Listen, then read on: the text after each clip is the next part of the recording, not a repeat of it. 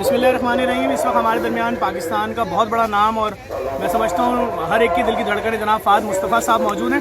अस्सलाम वालेकुम फ़ाद भाई। फ़ाद भाई, आप यहाँ आए जेडीसी की तरफ से आपका शुक्रिया, और लोग आपको देखने की ख्वाहिश करते हैं, आपको चल के आए।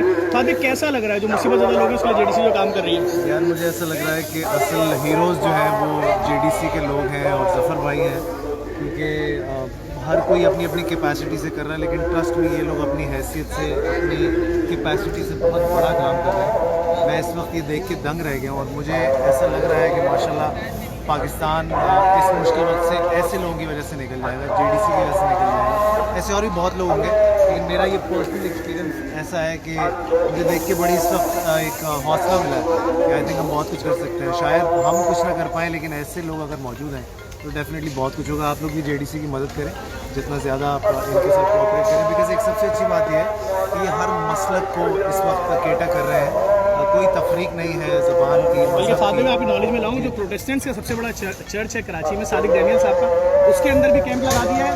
और जो हमारे दूसरे वाले भाई हैं मसीही, उनके भी लगा दिया है चर्च जोसेफ बुश साहब के चर्च में, सेंट पैट्रिक में। उसके अलावा इनको ईस्टर से पहले 4-4 बोरे राशन दे दिए ताकि इनकी ईद अच्छी हो जाए। तो हम तो कोशिश कर रहे हैं इस वक्त भी पहली रमज़ान से एक्सपो सेंटर में जितने मरीज हैं उनको खाना हमारी जिम्मेदारी है।